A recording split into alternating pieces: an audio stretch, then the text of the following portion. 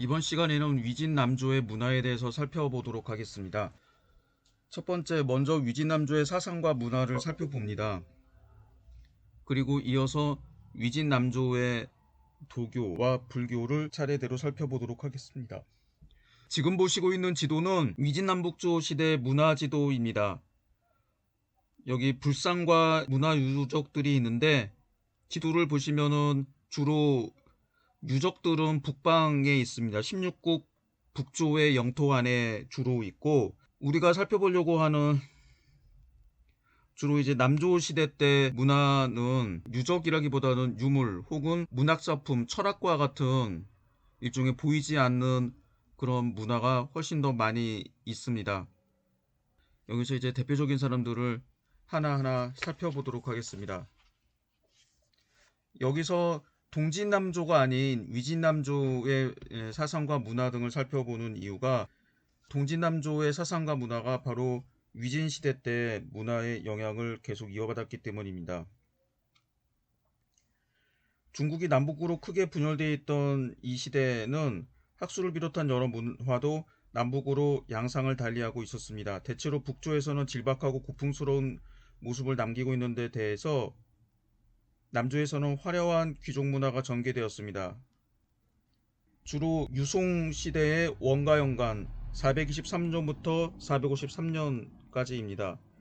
남제 무제의 영명년간 483년에서 493년 및 약 50년에 걸친 양무제 치세 502년에서 548년에 가장 화려하게 꽃피었던 남조 문화를 중심으로 살펴보도록 하겠습니다.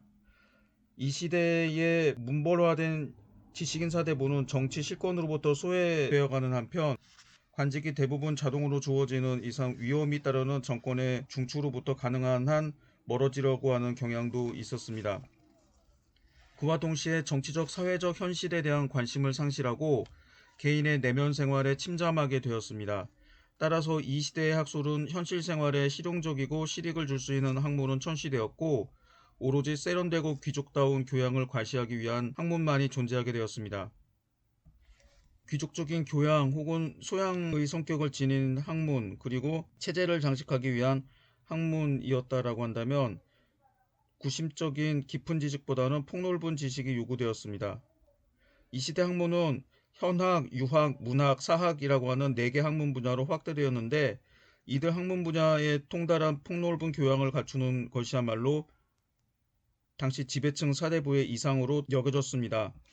현실에 대한 관심의 쇠퇴는 영원한 것이나 절대적인 것을 갈망하는 쪽으로 기울어져 갔습니다.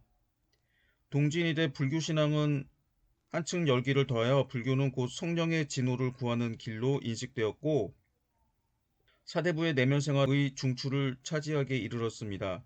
이 시대의 사상 종교상의 문제는 대부분 불교를 둘러싸고 발생했습니다. 이러한 불교의 동향에 자극받아 중국 토착 종교인 도교가 흥성하게 됩니다. 여기에 종래 유교, 유학 사상을 더하여 유불도 삼교가 서로 영향을 주면서 병존했습니다. 위진 시대처럼 동직남조 문벌 사회에서는 대체로 학문이 가학, 가문의 학문으로서 가문, 집안 사이에서만 전수되고 있었습니다.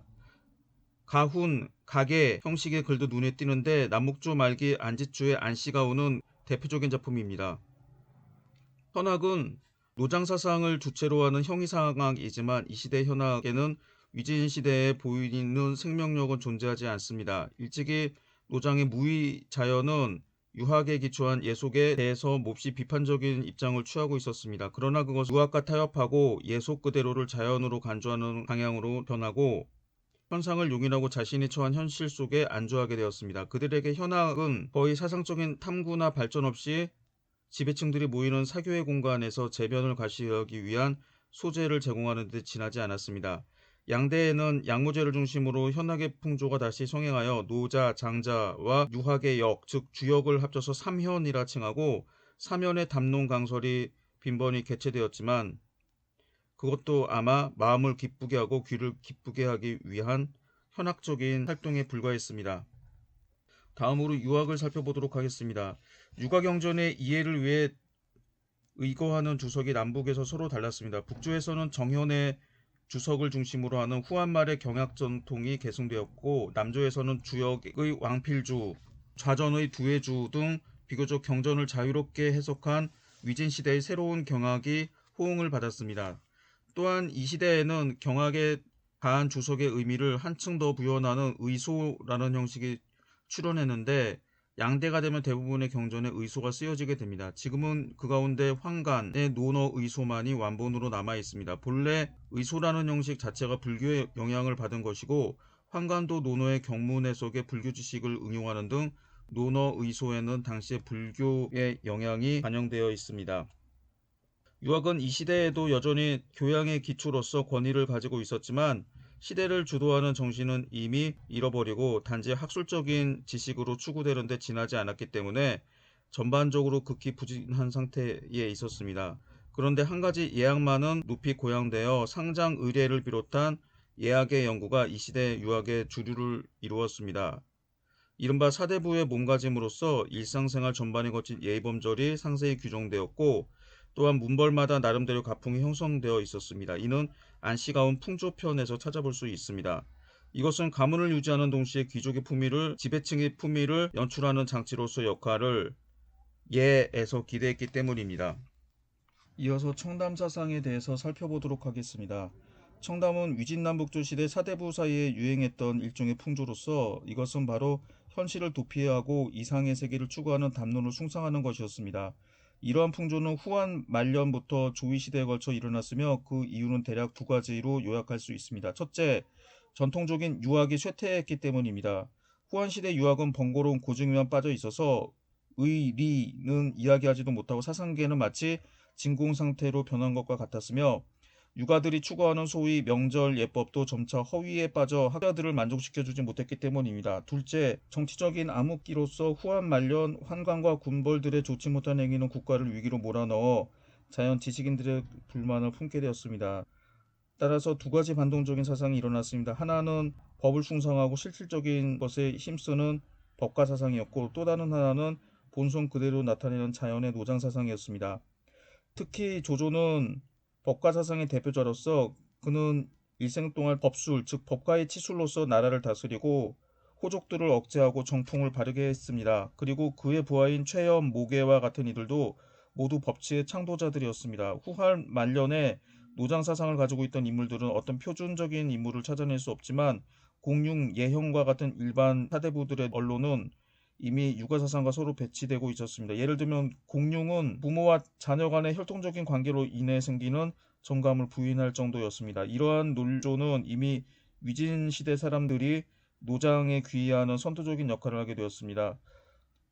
이렇게 되어서 노장 사상이 정식적으로 재창되었습니다. 즉 삼국 위나라 정시년간 240년에서 248년대의 왕필, 하한 두 사람이 노자와 장자의 도를 서술하고 또 주역을 참고하기도 했습니다. 그리하여 노자, 장자, 주역을 사면이라 부르게 되었고, 청담의 중요한 내용이 되었습니다. 위진 시대 정권이 부패하여 암흑에 빠지자 법치 정신으로는 도저히 구할 수 없어서 법가 사상은 점차 쇠퇴하여 갔고, 반대로 노장 사상이 점차 만연되기 시작했습니다. 학자들은 현실 정치에 실망하게 되자 그 피해를 면하기 위해 서로 다투어 철학의 이치에 대한 담론에만 전념하게 되니, 이 때문에 청담의 풍조가 크게 일어나게 되었습니다. 사실상 이러한 것은 이전 현실 환경에 대한 일종의 소극적인 반항이었습니다. 왕필, 하한 두 사람은 비록 청담의 시조이긴 했으나, 하한은 그래도 시를 중시하여 원래 도가는 허를 숭상합니다. 정치면에서는 성과를 거두기도 했습니다. 그러나 왕필은 일찍 죽었기 때문에 어떤 정치적인 결과물을 만들어내지는 못했습니다. 그 후 해강, 완적 등에 이르러서 바로 위진 교체기의 정치 풍토가 더욱 나빠지자 서로 모험하기 시작했습니다. 그래서 그들의 청담은 순수한 현허, 도가사상, 현학을 지칭합니다. 만을 점차 힘쓰게 되었습니다. 동시에 청담을 하는 사람들은 행동면에 있어서 더욱 방탕에 흘러 그들은 술에 취하여 예절을 지키지 않기를 보통으로 여겼습니다. 예컨대 완적은 한 번 취하면 60일 동안 계속 취하였고, 모친상을 당해도 다른 사람들과 바둑을 두었습니다. 해강은 낯을 1개월 보름 동안 씻지 않았다고 하며, 어떤 청담자들은 늘 나체로 다니기도 했습니다. 이런 행위는 예법에 대한 일종의 풍자로서 소위 예법이랑 찬탈자, 즉 사마씨 일족을 뜻합니다. 와 그들을 보좌하고 있는 서진의 공신들에 의해서 열렬히 재창되고 있었던 것입니다. 청담은 본래 정치 형실에 대한 일종의 도피로서 해강, 완적 등은 모두 정치적으로 실제적인 책임을 지지 않았습니다. 그러나 서진 시대에는 청담의 풍조가 정치 무대까지 만연되어서 당시 적지 않은 고관들이 권력을 장악하면서도 현리 즉 도가를 논하는 두 가지 상반된 것을 하나로 융합하였기 때문에 여러 가지 괴현상을 낳기도 하였습니다. 봉진남조 시대에 청담은 마침내 일반 지배층의 일상생활과 떨어질 수 없을 정도가 되었습니다. 이러한 풍조는 정치적으로 구차한 안일만을 추구하고 실질적인 면은 힘쓰지 않아 사회적으로는 일종의 소극적인 퇴폐적인 인생관을 낳기도 하였습니다. 왕희지가 쓴 난정서에는 인생 애락이 서로 잇따르는 데 대한 감개를 충만하게 표현하여 당시 일반인들의 심리를 대표하기에 충분합니다. 동진남조는 끝내 예당 중원을 회복하지 못했는데 이것은 이러한 풍조와 전혀 관련이 없다고 말할 수 없습니다. 초기 청담의 주요 내용은 노장 사상이 주를 이루었으나 동진 시대 이후에는 불학 즉 불교학이 청담의 범위 안에 침투되어 노장 사상과 함께 인생의 이해를 구하기도 하였습니다. 몇몇 불교 승려들은 모든 일을 청담을 빌어서 해석하였고 사대부들과 관계를 맺기도 하였습니다. 예를 들면 동진 중기의 지도림은 청담으로 이름난 승려이면서 천하를 풍요하면서 권신과 귀인들의 존경을 받기도 했습니다. 청담에 불만을 품은 사대부들도 적지 않았습니다. 서진시대의 배위, 강순, 법령, 동진초년의 응첨, 변일 등은 모두 청담을 반대하고 법령은 왕필 하한의 죄가 걸주보다 크다고 했습니다. 약간의 과장법이죠. 어떻게 주왕과 거랑보다 더 크겠습니까? 그러나 소수의 힘으로 이미 이러한 사태를 역전시킬 수 없었습니다. 송문제 때 현학관을 설립하고 사학, 문학, 유학과 함께 사학에 넣어 청담은 더욱 성하게 되었습니다.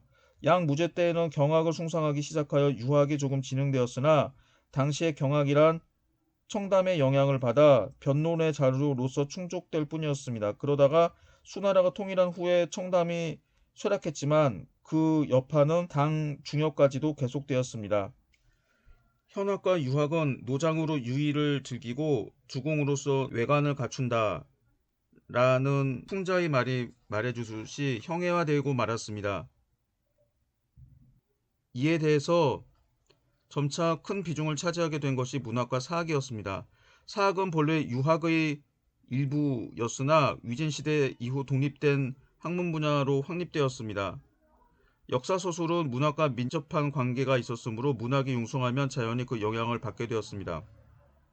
현학, 유학, 문학, 사학의 겸수가 기본이긴 했지만 남조 제2 시대에 학문의 중심이 문학으로 옮겨져서 당시 지체 높은 왕공 귀족의 자제는 모두 문학을 숭상하고 경술 즉 유교경전을 업으로 삼는 자는 드물었다라고 말할 정도였습니다.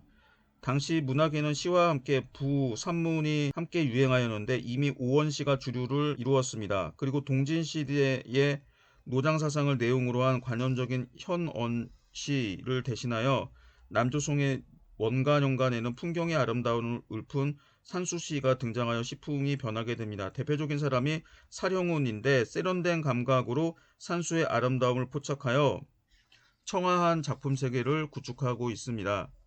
사령운은 불교 이해에 노력을 기울였으므로 그의 시에는 종교적인 감흥도 투영되었다고 평가됩니다. 그러나 일반적으로 수사에 관심을 쏟았고 기교적인 경향을 더해갔으며 내용은 섬세하고 정서적인 쪽으로 흘러갔습니다. 남제 영명연간의 심약 등의 문인 사이에서 중국어에 본래 존재하고 있던 사성이라고 하는 존재를 발견하게 됩니다. 이는 인도의 불교를 받아들이면서 인도의 언어, 산스크리트어를 비롯한 언어와 음성학을 연구하다 보니 중국에서도 사성이 존재한다라고 하는 걸 알게 된 것입니다. 그래서 이 사성을 시를 짓는 데 이용하게 되면서 성률, 즉 음성과 성조 등의 조화를 고려하고 음성미가 추구되었습니다. 이것이 영명체라고 합니다.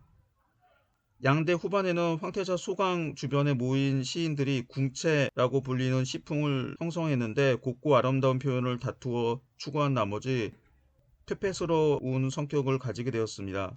남조의 시는 궁체의 풍조에 빠져 막을 내렸습니다. 이런 경향의 시를 모은 것이 서릉의 옥대신형입니다. 시 이외의 문장으로는 후세의 사룡문, 병려문, 병문으로 불렸던 문체가 완성됩니다. 이것은 한 구가 4원, 6원을 기초로 하여 서로 짝을 이루도록 구성되었고 또 옛 고사를 많이 이용하여 성률의 조화에 유의하여 오를 짜듯 아름답게 엮은 문장입니다. 이러한 수사는 남조를 통해서 더욱 정치해졌으며 아울러 영명연간의 성률에 대한 자각은 병려문을 완성 단계에 이르도록 하였습니다. 이후 병려문은 양진 시대에 최고로 성행하였습니다. 그러나 오로지 수사에만 골몰한 나머지 병려문은 스스로 만들어낸 형식에 속박되어 내용으로는 공허하게 되었는데 이는 피할 수 없는 운명이었다라고 합니다. 양대에는 소명태자 소통이 주대 이래의 중국의 작품을 모은 사화집 문선이 편찬되었고 체계적인 문학 이론서인 유협의 문심조룡과 오원시를 비평한 종령의 시품이 저술되었습니다.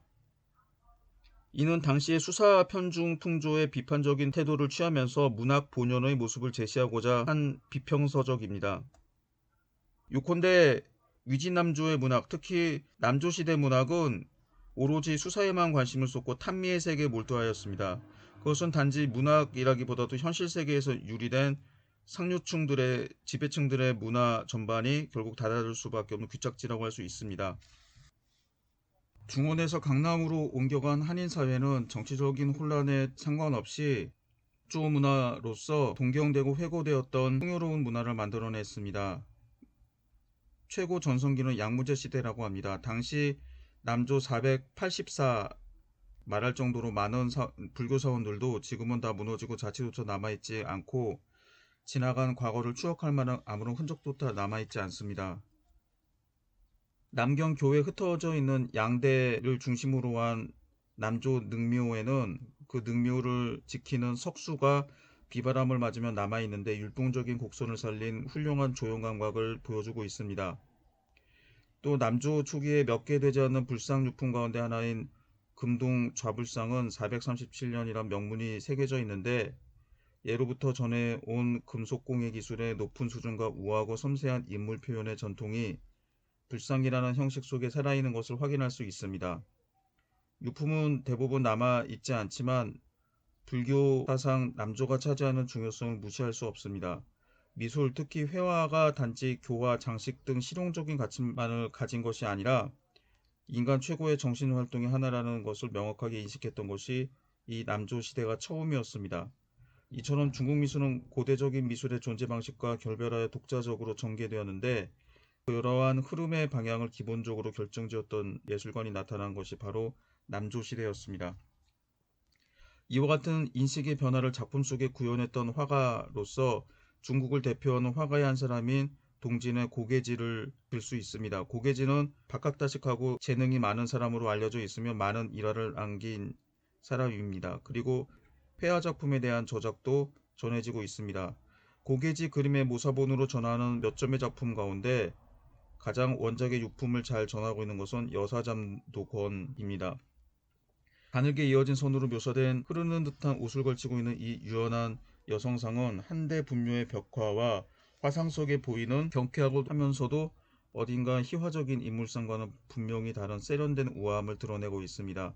고개지의 작품이 그때까지 회화와 전혀 다른 것으로 당시 사람들의 칭송을 받았던 이유는 단순한 형태가 비슷해서만이 아니라 인물의 감정과 장면의 정감이 긴밀한 공간 속에서 아주 사소한 표정과 몸짓에 의해 묘사되고 있다는 점 때문일 것입니다.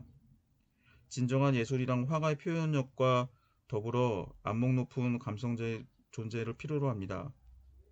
소위 남조의 귀족 사회는 예술에 있어서 바로 그러한 사회였습니다. 고개지는 산수화에서도 새로운 성과를 거두고 있다고 합니다. 이 시대의 통리에 따라 고개지 역시 인물화를 중심으로 작품 활동을 하였습니다. 산수는 본래 인물과 설화의 배경으로 그려져 왔습니다. 그러나 육조 시대에는 불교가 중국 고려의 신선 사상을 촉발하여 자연관의 새로운 전개를 보게 됩니다.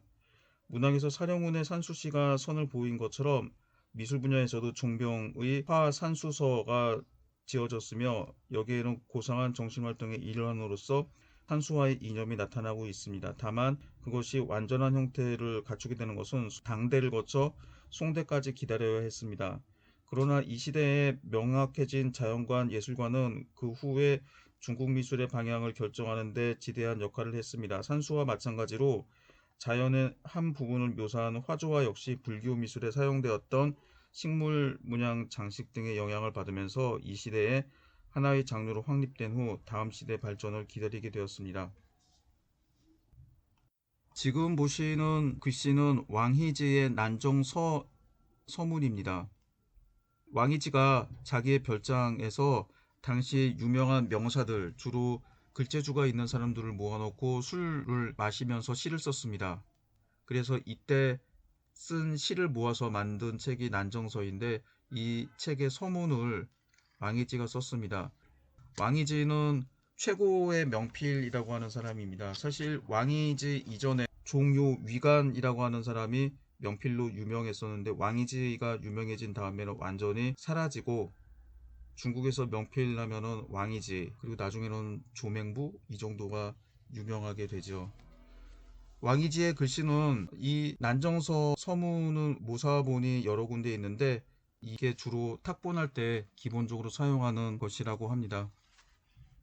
여기 있는 두 사진을 보시면 도장이 찍어져 있는 것을 알 수가 있습니다.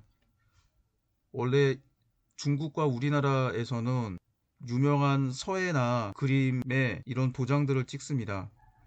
도장을 찍는 사람들은 그 작품을 그리거나 쓴 사람들이겠죠. 그리고 그런 사람들 말고 이 작품들을 산 사람들도 자기 것이라고 해서 도장을 찍습니다.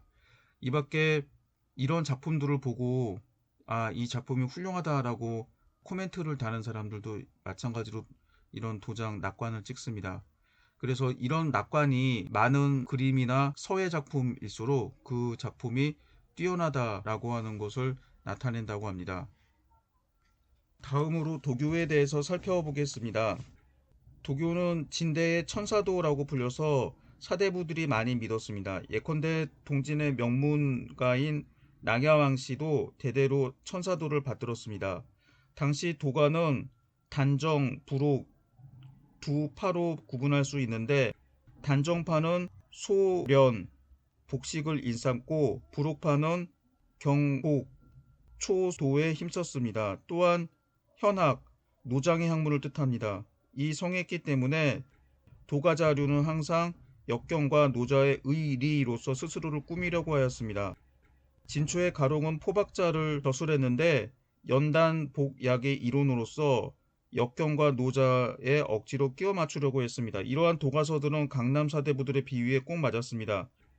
동진시대에는 동남 연안 지역에서 도교가 더욱 성행하여 신도가 특히 많았으며 동진 말년 소는 노순 등은 도교로 백성을 유혹하여 난을 일으킨 인물이었습니다. 그러나 남방에서 도교의 세력은 불교보다 못하여 도교를 믿는 군주는 많지 않았습니다. 양무제는 어려서부터 도법을 받아 즉위 초에도 도교를 여전히 믿어 도사인 도홍경을 받들었고 진무제는 대대로 오흥에 살았기 때문에 극오풍 속의 영향을 받아서 역시 도교를 믿었으나 두 사람은 후에 모두 불교로 개종했습니다. 다음으로 불교에 대해서 살펴보도록 하겠습니다. 불교는 중화의식이 크게 흔들렸던 동진시대부터 일반인에게도 수용되었으며 때마침 유행하고 있었던 노장사상을 통해 이해되었습니다. 요컨대 중국의 전적, 특히 노장사상을 매개로 하여 불교 경전을 해석하려는 이른바 격의불교의 풍조가 일기 시작했습니다. 동진 말에 간신히 격의불교를 벗어나게 되었는데 도안과 그 제자인 해원에 의해서 중국 불교의 초석이 다져지게 됩니다. 특히 여산에 근거를 두었던 해원은 중국인들의 불교 이해에 지도적인 역할을 했습니다. 여기에서 격의 불교는 임용고사의 한 차례 시험 문제에 출제가 된 적이 있습니다. 격의 불교는 처음에 불교가 중국의 종교가 아니었기 때문에 불교를 전파를 했던 인도와 중앙아시아의 승려들은 불교의 개념을 중국어로 어떻게 번역을 하나 고심을 했습니다. 그래서 유가사상이나 특히 도가의 노장사상, 즉 노자, 장자 이런 책들에 있는 개념을 바탕으로 불교의 사상을 해석을 하기도 합니다. 예를 들면은 불교의 공 개념을 노자에 나오는 무로 유무의 무로 번역한다든지 이런 식으로 해서 도교식으로 해석을 해서 용어를 사용했다라고 합니다. 북방에서는 후진 유흥의 요청을 받아 장안해온 구마라집이 불경 번역 작업을 추진했습니다. 그 결과 대승소승의 구별이 명확하게 인식되었고 인도의 용수계통의 중간파 불교가 전해졌습니다. 중간파 불교는 공의 진리를 논리적으로 해명한 것으로 이로써 당시 불교의 중심 과제였던 반야경의 공사상을 이해하기 위한 지침이 마련되었습니다. 남북조 시대 불교는 동짓 말의 상황을 계승해서 불교의 독자적인 길을 걷기 시작했습니다. 번역된 불경을 연구하는 가운데 여러 학파가 잇따라 형성되었습니다. 우선 남조 송에 들어오면 열반경이 번역됨에 따라 불교는 또다시 크게 발전하게 됩니다. 이 경전에서는 진리로서 부처가 절대보편이라는 점이 강조되고 그로부터 모든 중생에게도 진리가 깃든다는 즉 불성이 있다는 것이 주장되었습니다. 이 때문에 열반경은 묘유 즉 아무것도 없는데 그것 속에서도 뚜렷한 인과작용이 있다라는 뜻입니다. 를 설법한 경전으로 간주되기도 합니다. 그때까지 불교의 근본이라고 생각되었던 반야경의 공과 양상을 달리하고 있습니다. 이 열반경의 내용을 섭취하면서 잇따라 탁월한 새로운 학설을 발표했던 사람이 축도생입니다. 그는 공과 묘유의 양 측면에 입각해 불교 진리를 절대적인 리로 나타냈습니다. 그가 제창한 도노도 이러한 리와 관련이 있습니다. 도노란 단 한 번에 깨닫는다는 것으로 단계를 거치며 점진적으로 깨달아가는 점호와 대립되어가는 개념입니다. 즉 리는 보편적이며 분할할 수 있는 것이 아니기 때문에 부분적으로 조금씩 깨달아가는 것은 불가능합니다. 리를 깨닫기 위해서는 단번에 한꺼번에 깨닫는 수밖에 없다고 보았습니다. 이설은 사령운의 지지를 받았는데 그의 변종론은 노장사상도 도입해서 도노를 논한 글입니다. 이후 재양 시대를 통해 당시 석가최후의 교설이라 믿어지고 있었던 열반경이 가장 중시되었고 이 경전의 주제인 불성에 관한 다양한 학설이 제출되었으며 불성의 개념이 널리 유포되었습니다. 이와 함께 구마라집에 의해 번역된 불교 강요서인 성실론이 주목을 받았습니다. 왜냐하면 열반경을 비롯하여 잇따라 번역된 서로 다른 경영의 불전을 연구하기 위해서 이론적인 지침서가 필요했기 때문입니다. 양대에는 이 성실론에 대한 연구와 강설이 극도로 융성하게 됩니다. 후에 양의 삼법사라 칭해진 지장, 승민, 법운이 모두 성실의 법사였다는 점은 이를 증명하고 있습니다. 성실론은 교의상 술어를 정리 해설한 책인데 이러한 책의 연구가 유행했다는 것은 결국 불교학이 논의와 강설을 일삼는 당시의 풍조와 맞물려 번잡한 분석과 분류에 의해 헛된 정력을 낭비하고 있음을 보여줍니다. 그러한 경향에 대해서 불가가 아닌 쪽에 있는 사람들은 회의적인 태도를 보였습니다. 이미 제0명년간의 불교 융성의 중심 인물이었던 소자량은 성실론의 강요서를 만들었는데 그 의향을 받아들여 초성실론서 를 지은 문인 주옹은 불교 이해의 첫걸음으로서 성실론 연구에 몰두하고 건세한 논의의 정력을 소비하기보다 근본이 되는 대승경전 특히 열반경으로 회개해야 된다고 주장했습니다. 주옹도 삼종론을 저술하여 공의 진정한 의미를 논하였습니다. 성실론 비판과 직결되는 것은 아니었지만 불교의 조예가 깊은 양무제 역시 열반경과 함께 반야경을 중시하고 있어서 다시 반야경에 대한 관심이 고조되었습니다. 양대에는 불교와 함께 현학도 유행하였으므로 무와 공의 이동이 재차 주목을 받게 되었습니다. 한편 학파로서 성실학파를 극복하고자 노력했던 것은 구마라집이 전했던 중간파 불교에 기초한 삼론학파였습니다. 이 학파는 후에 수나라의 길장에 의해 대성하게 됩니다. 진대에는 삼론학파가 우세를 보이는 가운데 성실학파와 공존하였습니다. 남북조 말기가 되면 인도 불교의 일대 조류를 이루게 되는 유가행 유식학파의 교학이 전해져 중국에서도 학파를 형성하게 되었습니다. 먼저 부교의 보리유지가 십지경론을 번역한 것을 계기로 지론학파가 만들어지는데 이는 그 후 북도파, 남도파로 분열되었습니다. 또 양진시대 진제는 섭대송론을 번역하였는데 이를 경전으로 하는 섭론파가 뒤에 북방에 파급되어 지론파를 흡수하게 됩니다. 이상은 주로 남조에서 전개된 학파인데 북조에서는 이와 다른 경향이 발견이 됩니다. 일반적으로 실제 생활에 지침이 될 만한 것을 불교의 가르침에서 구했던 북조에서는 지식 학문보다도 참선, 지계 등의 실천 수도가 중시되었습니다. 이 시대에는 아직 세력을 얻기 전이지만 후세 선중의 원류를 북이 낙양에 와 있던 인도승 달마에게 구하고 있다는 점, 그리고 정토중의 시조 담란이 북에서 나왔다는 것이 중요한 의미를 갖습니다. 남조 불교가 황제권 밖에서 어느 정도 자립성을 보유했던 것과 달리 북조 불교는 국가 권력에 의해 강력한 통제를 받고 있었습니다. 여러분들이 듣기에는 약간 좀 현학적인 불교의 여러 가지 학파들을 설명했는데 이 부분을 시험 문제를 내면 모두 다 틀리면 됩니다. 그러나 이 남조 불교에서 여러분들이 기억하셔야 될 거는 바로 그거죠. 남조는 방금 전에 설명한 대로 국가 권력으로부터 불교가 자유로웠습니다. 반면에 북조는 국가 권력에 종속이 된 종교라고 할 수가 있겠죠. 이를 보여주는 게 해원과 법과, 해원은 남조, 법과는 북조를 대표하는 승려 중에 한 사람이었는데 이들의 주장입니다. 해원은 사문 불경 왕자론을 주장했습니다. 사문, 즉 불교 승려는 제왕에게 경배할 필요가 없다라는 뜻으로서 불교 승려들은 황제에게 절하고 경배할 필요가 없다. 단순하게 황제를 배할할 때 예를 갖추는 것뿐만 아니라 이 예를 갖춘다는 행위는 결국 세속 권력의 우두머리인 황제에 복속된다라고 하는 뜻인데 전혀 그럴 필요가 없다라고 하는 것이죠. 원래 불교는 인도에서 만들어졌을 때 속세에서 벗어나는 종교였습니다. 속세와 담을 쌓고 인연을 완전히 끊고 자기가 수도하는 그런 학문이었죠. 그렇기 때문에 여기서 보시는 것처럼 세속 권력의 우두머리와 거리를 두려고 했던 게 해원의 태도였습니다. 이에 대해서 법과는 황제 즉 당금지 열애라고 하는 설을 주장했습니다. 즉 법과가 도무제를 만나서 도무제에게 패하는 현재의 열애이십니다. 아바타처럼 부처나 열애 이런 사람들도 여러 차례 윤회를 거듭하게 되는데 그래서 도무제를 당시의 열애라고 했었죠. 한국사에서 잘하는 표현은 왕적불. 그래서 왕족불 사상을 최초로 언급한 사람이 이 법과라고 하는 사람입니다. 이러한 점이 남주와 불교에서 가장 큰 차이점이고 그래서 이런 내용이 시험 문제에 출제가 될 수 있습니다. 중요한 점이니까 기억을 해두시기 바랍니다.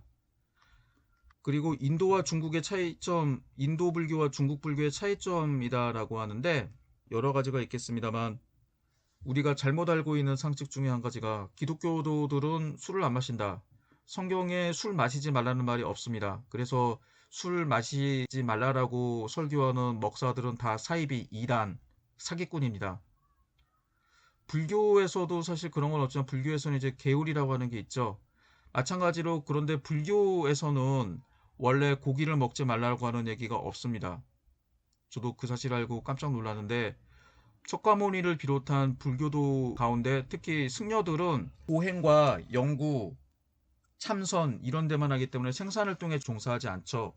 그리고 최소한의 끼니를 때웁니다. 그러다 보니까는 마을에 가서 그날 혹은 아침, 점심, 저녁 한 끼를 때우는 음식을 적선을 받는데 이때에 그 사람들이 고기를 주더라도 어차피 남들이 주는 거니까 버리지 않는다라고 합니다.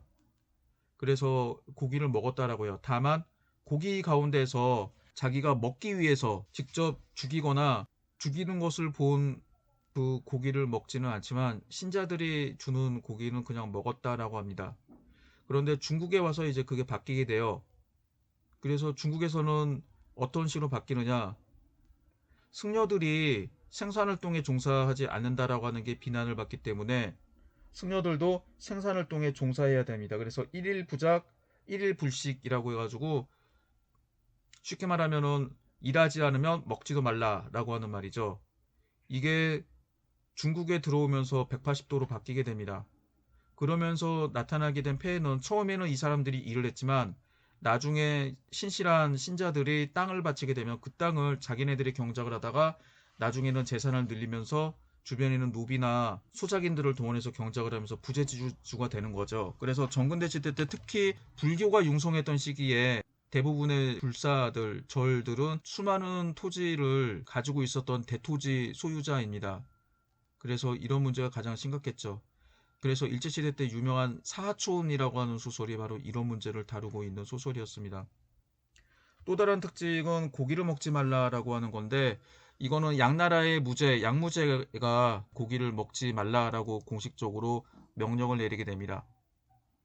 지가 열심히 불교를 잘 믿은 건 좋은데, 그리고 아마도 나이가 많아서 고기를 씹을 수 없는 상황이 되니까 고기 먹지 말라라고 하는 거, 자기가 고기를 안 먹으면 되는데 남들한테도 고기를 먹지 말라라고 하니까, 특히 불교 믿는 신자들한테 고기 먹지 말라는 식으로 하다 보니까 이게 나중에 법률에서 계율로 굳어져서 불교 신자들은 당연히 고기를 먹지 않는 게 당연하다라는 식으로 알려졌습니다. 그러나 일본으로 전파가 되면서 또 바뀌게 되는데, 일본 사람들은 중국 불교의 계율 같은 거를 무시했는지 고기를 먹었죠. 문제는 일본에서는 육고기가 별로 없었기 때문에 여기서 말하는 고기는 주로 해산물이었습니다. 그리고 원래 인도의 원시 불교, 최초의 불교의 영향을 많이 받았던 티벳이나 동남아시아에서도 마찬가지로 고기를 먹습니다. 그래서 이런 것들이 중국에 와서 많이 바뀌게 되고, 이 중국에서 바뀐 이 불교를 마치 인도에 있었던 불교처럼 생각을 해서 받아들이게 되는 거죠. 그래서 요새 이런 논리를 다 알기 때문인지 우리나라에서도 많은 스님들이 열심히 고기를 드시고 계십니다. 이어서 유불도 삼교의 관계를 살펴보도록 하겠습니다. 동진 초기에는 노장사상을 매개로 불교가 수용되면서 격이불교의 풍조가 일어났으나, 동진 말이 되면 불교의 사회적 확대에 수반하여 유교의 조화가 강력히 요청되었습니다. 불교와 전통사상의 조화를 위한 이론적 근거가 되었던 것은 역의 수도 동기와 장자의 적과 소이적의 개념이었습니다. 즉, 세상을 교화하는 방법 내지 양상은 서로 다르다고 해도 그 근본이 될 진리는 일치한다고 이해하는 것입니다. 이로부터 유불도의 삼교일치론이 도출되었습니다. 그런데 삼교일치 입장에 있으면서도 특히 유불일치를 문제 삼았던 예는 이미 동진의 손자기 지은 유도론이 있습니다. 이어서 해원의 논의도 결정적인 영향을 미침에 따라 남북조 시대에는 유불일치가 널리 정착되었습니다. 불교의 인과응보는 선행의 권장을 목적으로 하는 까닭에 유교의 도덕과 모순되지 않는다고 하면서 불교의 오계, 즉 불살생, 불도도, 불사음, 불망어, 불음주라고 해서 살생을 하지 않는다, 도둑질을 하지 않는다, 간음하지 않는다, 망년된 말을 하지 않는다, 음주를 하지 않는다와 유교의 오상, 인의, 예지, 신을 동일시하는 사람도 있었습니다. 그 틈을 타고 불교 측에서는 이러한 세속의 도덕을 한층 뛰어넘은 세계를 열어보이며 불교야말로 세속을 벗어난 궁극의 진리로 사람을 이끌 수 있는 유일한 가르침이라고 말하였습니다. 결국 현세의 세속적인 도덕에 한정된 불교를 불교 안에 포섭하는 형태로 교묘하게 불교의 우위를 지키면서 양자일치를 꾀했던 것입니다. 또한 남북조 시대에는 외래불교의 자극을 받아서 중국 토착 종교인 도교가 자각하는 가운데 지금까지 독자적으로 전해온 교법도 하나의 종교로 통합되는 추세를 보였습니다. 북위의 구겸지와 남조 송의 육수정을 거쳐 양의 도홍경에 이르면 모산파 도교가 성행하게 됩니다. 이때 도교는 이하론을 주장하게 되었습니다. 지은이는 송제 시대의 도사였던 고환이라고 하는 사람이었습니다. 도교와 불교는 궁극의 진리에 있어서 일치하지만 각각의 교화 대상인 세속의 풍속에 상응하여 서로 다른 형태를 취하고 있다. 도교가 중국 사람에게 맞는 가르침인 데 대해서 불교는 이교의 풍속을 교화하기 위해 만들어진 것에 불과하기 때문에 이적의 가르침인 불교를 쫓아서는 안 된다라는 것이 이 주장의 핵심입니다. 이는 당시 일반적으로 승인되고 있었던 삼교일치론을 역이용해서 반격한 배불론이었습니다. 따라서 사상계에 커다란 파문을 던졌습니다. 이후 다시 도교와 불교의 관계를 둘러싼 논의가 일어나고 그 과정에서 여러 가지 문제가 파생되었습니다. 불교 측에서 나온 한 가지 대응은 고안으로부터 100년 후쯤 되는 북주의 페불 전야에 부득이하게 도교와 대결을 벌이게 된 요도 안의 이교론 570년에 저술되었습니다.을 통해서 알 수 있습니다. 도안은 이미 원칙론으로 돌아섰고 더구나 어느새 불교 배경론으로 슬쩍 바뀌어버린 삼교일치론을 반기하였습니다. 그는 각각의 가르침은 각자 다른 진리를 나타내는 것이라고 주장하였고 그 가운데 영혼의 구제를 목표로 하는 내교와 단지 육체의 구제에 머무른 외교의 내외 이교를 인정하고 불교를 전자에 해당하는 것으로서 수신치국을 논한 유가사상을 후자에 해당하는 것으로 보았습니다. 그리고 도교는 그 가운데 도가 이외 미신에 속한다라고 그 가운데 도가 노장사상 이외는 모두 미신에 속한다고 하여 배척하는 동시에 도가는 허심과 겸양의 처세론을 말하는 것이기 때문에 유가사상에 포함시킬 수 있으며 그 한 축을 담당하는 데 불과하다고 보았습니다. 유불 이교의 관계를 도교에까지 확대하여 도교 혹은 도가 또한 유가와 마찬가지로 세속적인 도덕의 범주에 집어넣으려고 한 것입니다. 도안의 이교로는 이 시대 불교를 둘러싼 논쟁을 정리했다는 점에서 중요한 역사적 의의를 지니지만 도불 이교의 논쟁은 갈수록 추한 양상을 드러내며 당초까지 계속되었습니다. 지금 보시고 있는 것은 지남차 혹은 지남거라고 하는 것입니다. 방향을 가리키는 기구인데 정밀한 과학적인 지식이 요구됩니다. 한대의 장영이라고 하는 유명한 과학자가 만든 것입니다.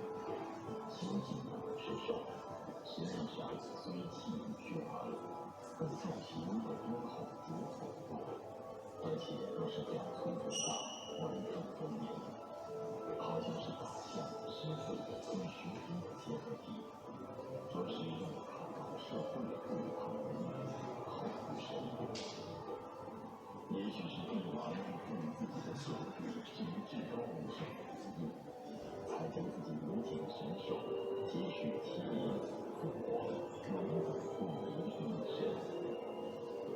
骑在其里，我最喜欢的是骑马节。骑在必须在从前自在世界从一始终，它自由之音符，风之绝响。你看那身体的自足行的骑乘，简直出自一个意志的身手，破传的知识长躯干，有丝毫不影响他的气质。也许是他的才艺缘故，反而对人以无限的想象。大多数骑兵的腿都是破残的，我看他的腿，要像用羊毛做的这条腿最为生动，屈而不柔，伸而不横，很有力量。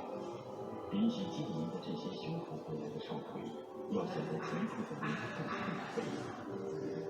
修安里是麒麟中保存最完好，堪称旗帜不动的代表。其左右手头有2角，称为铁鹿；右时手仅1角，称为麒麟。姿势威武，阵仗沸腾。2代麒麟在其他血肉华美的基础上，向崇高庄严的神秘方向闪现，如2羽翼的修灵，姿态伟大而庄严。究其局部，不如麒麟之坚美；整体论之，则文武有外，远过麒麟。其他的2羽的神秘塑造也不值得期待，例如庄明石兽，它眼睛的刻画与长角的肌肉塑造，都是以往所不能的差法。最让我惊讶的是相信力的梁柱，它是目前保存最完好的王柱。神奇的是，在1500年前的简康里，有着不幸独特的石柱，不知是设计师的本意，还是文字所记载的足迹。这也许是文明的某一个独有的意外。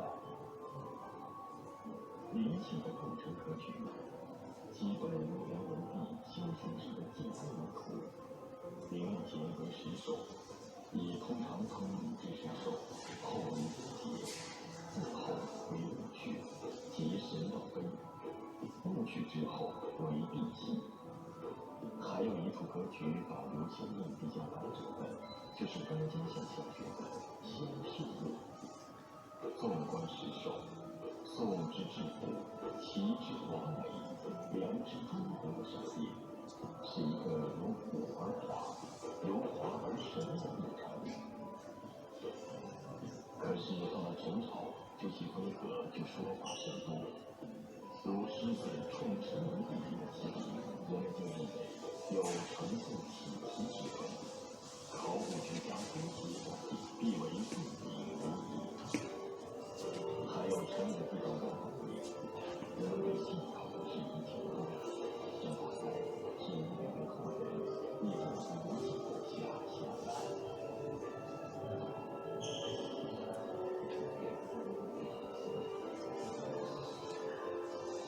总会选择一个最有潜力的点作为它的辐射中心。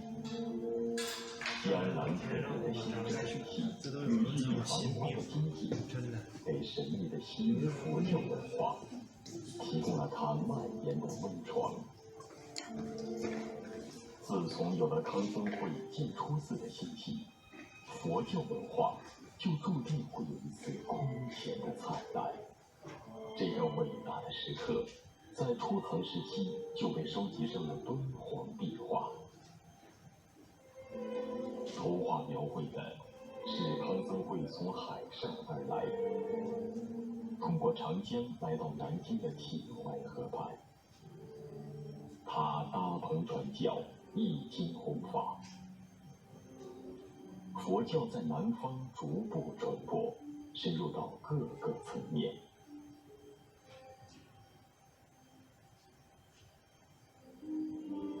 此事惊动了东吴大帝孙权。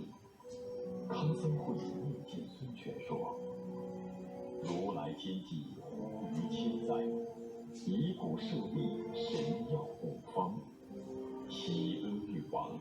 其塔乃84000，佛塔夫之心，以表一化也。孙权回答：若能得舍地，当为造塔。如其虚妄，国有常形。史料记载，孙权之意同平。康僧会3天后，终于将舍利感召而来。舍利五色光芒闪耀，坚硬无比。于是孙权下令即为建塔。从此，中国南方有了最初的佛寺，寺名建初寺。健康佛法大兴，建院易经，说法修炼。信奉佛教，在当时的建业城蔚然成风。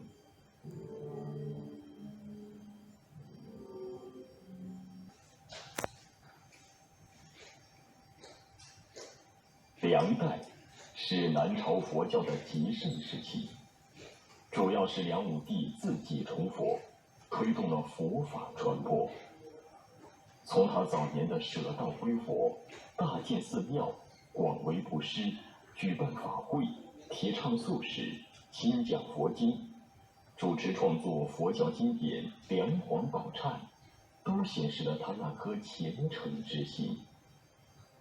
他是6朝中在位最久的一位皇帝，他看透了前朝皇族因利益纷争而引起的相互杀戮，发愿慈悲为怀，普度众生。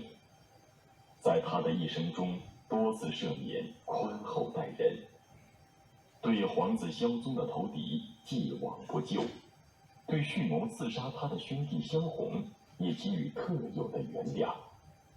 他实践了自己的名言：宁在正法之中，常沦恶道。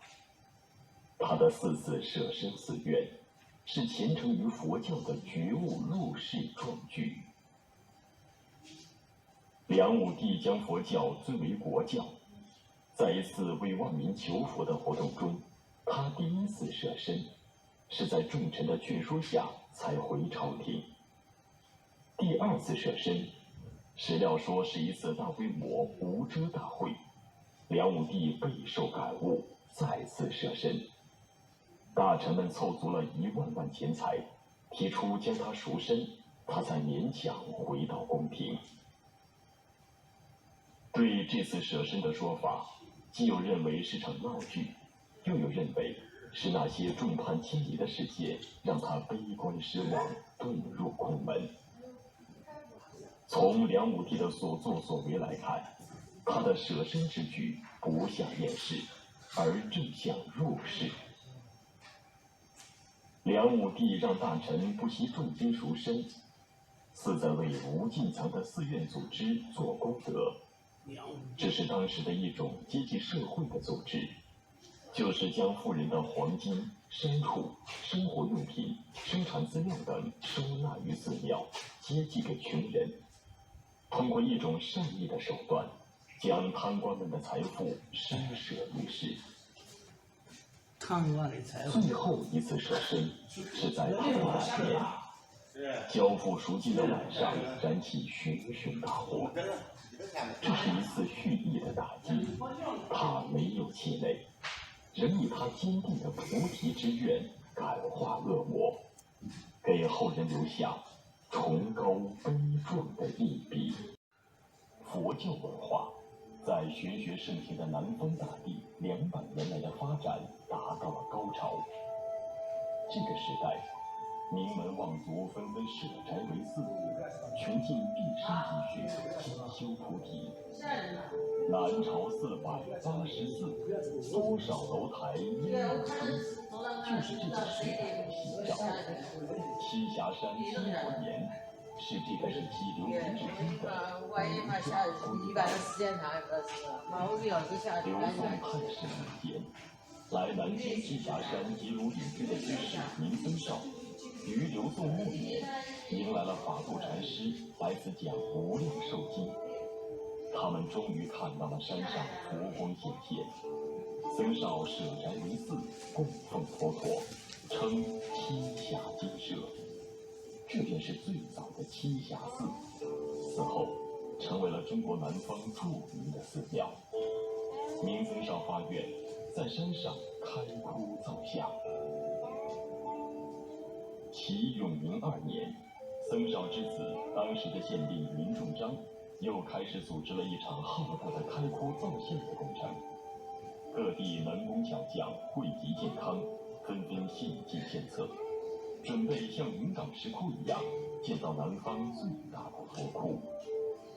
画稿设计得非常精美，传承了西方经典，弘扬了云冈所长，善来信引们进言。南朝绘画雕塑的风格清风秀骨，衣着特点似飘逸出水。栖霞大窟造像应该有南方自己的特点。经过一番观摩，工匠们终于明白了南朝造像艺术的魅力。几天后，一幅西方三圣终于画成，浩大的工程开始了。乒乒乓乓的凿石声响彻山野。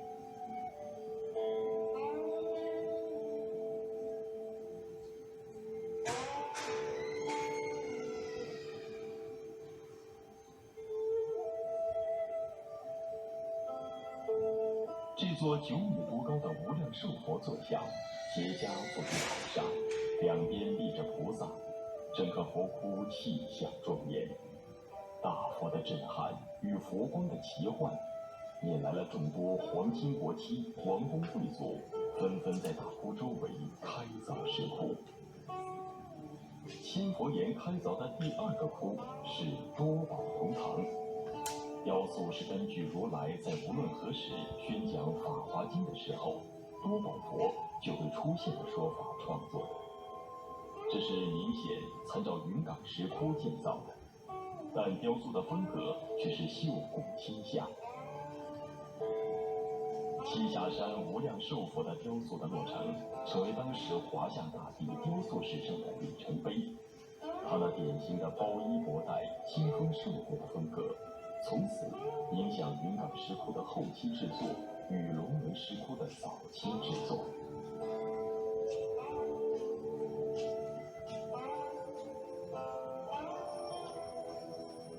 到了2代，很多皇家弟子、信众也来此开窟，形制非常统一，形成了栖霞石窟特有的南方造像的风格。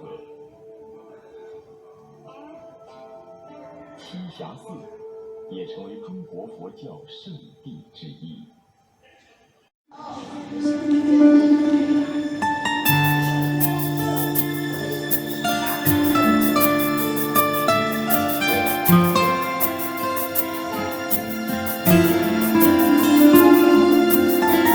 지금 남경의 역사에 대해서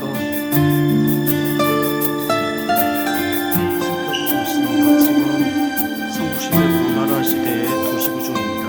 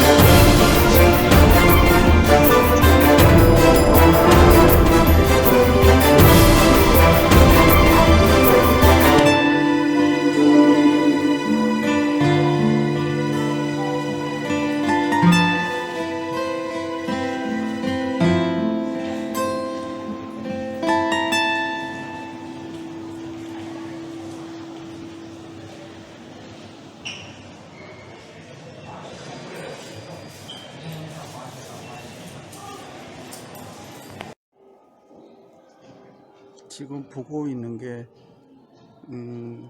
남조시대 때 만들어졌던 배수구 유적이라고 합니다. 이미 물 빼는 배수구까지 만들었다고 하니 참 대단하죠.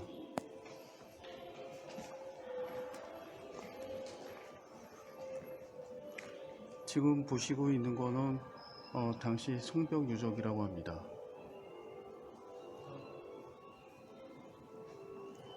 이 박물관은 이 성벽 유적에다가 만들었습니다.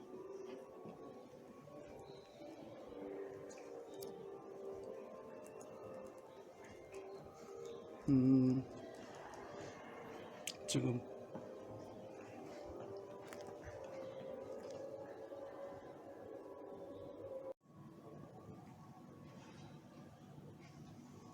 여기에는 지층이 있습니다. 저기는 4개 금부터 6조 지층, 당 5대 지층, 송대 지층, 명대 지층이 있습니다. 이곳에도 수많은 흙과 먼지가 쌓여가지고 이런 지층이 만들어졌습니다.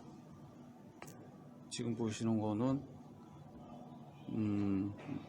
나무 기둥입니다.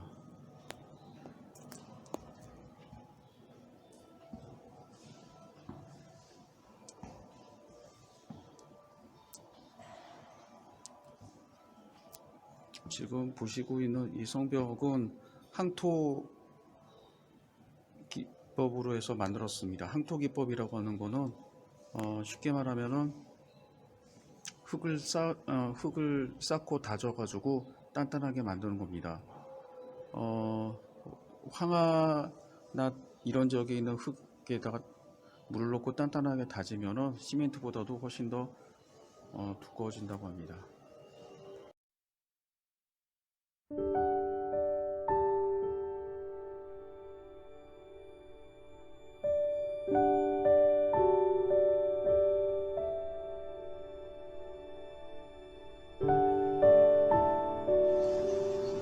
저 앞에 보이는 강은 진회하라고 합니다. 전에는 진회수라고 불렀죠. 이 강은 남경으로 흘러 들어갑니다. 그리고 저기 밖에 보이는 산처럼 생긴 게 바로 청량산입니다. 그리고 저기에는 청량산이 아니라 석도산입니다. 저쪽에는 석도성이 있습니다. 그리고 자세히 있습니다.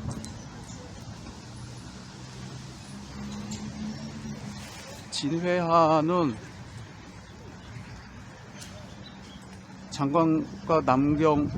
장강에서 남경 시내로 흘러 들어가는 강인데, 이 강을 통해서 삼국시대 오나라의 수도였던 건업과 동진남조의 수도였던 건강은 이 인공운하를 통해서 강남 지역의 물자를 수도인 건업 또는 건강으로 수송했습니다. 그래서 이 강은 매우 중요한 강입니다.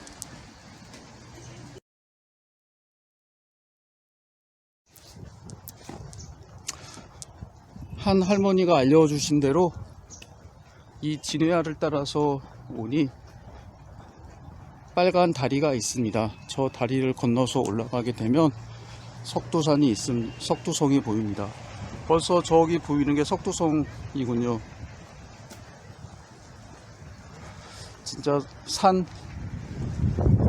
따라서 축조했습니다.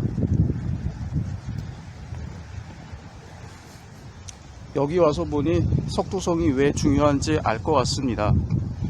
이쪽에 있는 석도성은 장강에서 건업, 나중에 건강으로 고치죠으로 들어오는 길목에 있습니다.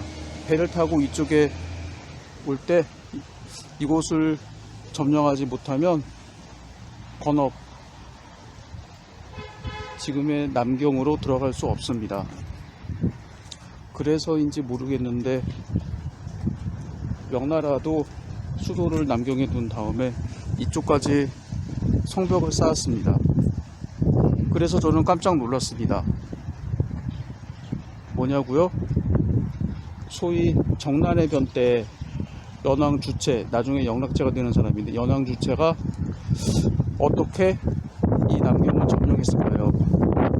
남경의 서쪽과 남쪽은 이 진해하로 둘러 있는데 말입니다. 당시 환관이 연왕주체와 내통하지 않았으면 불가능했을지도 모릅니다.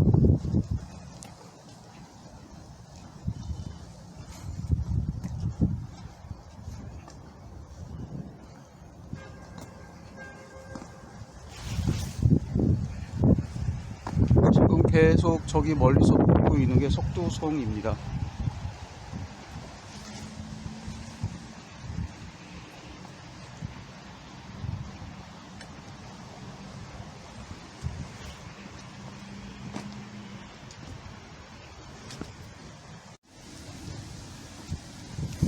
중국에는 이처럼 지립로를 복잡하게 만들었습니다. 이것도 사람들을 통제하는 한 수단이지요. 다리 앞에 이렇게 복잡하게 만들어 놓다니.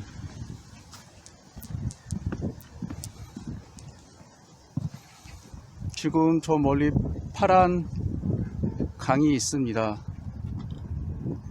그리고 진해하가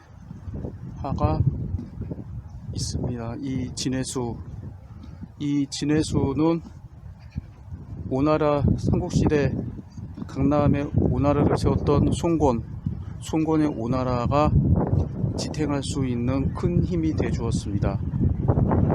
처음엔 몰랐는데 나중에 어제 항주에서 남경까지 오는 기차를 탔는데 이 진해하가 그쪽까지 이어지네요. 적어도 태호라고 하는 강까지 이어지게 되면서 그 주변에 있는 사람들의 물자를 이곳으로 운반하게 됩니다. 여기는 이 석두성은 교통의 요지입니다. 장강에서 나와서 이쪽에 있는 지류를 통해서 지금의 남경 시내로 가게 될 때 반드시 거치게 되는 곳이죠. 서울에도 강서구에 양천향교 있는데 신라시대 때 만들어진 성이 있었다고 하는데 그곳이 양천향교터에도 이런 산 위에 산성이 있었다라고 합니다. 조선시대까지도 이런 산성이 있었다고 하네요.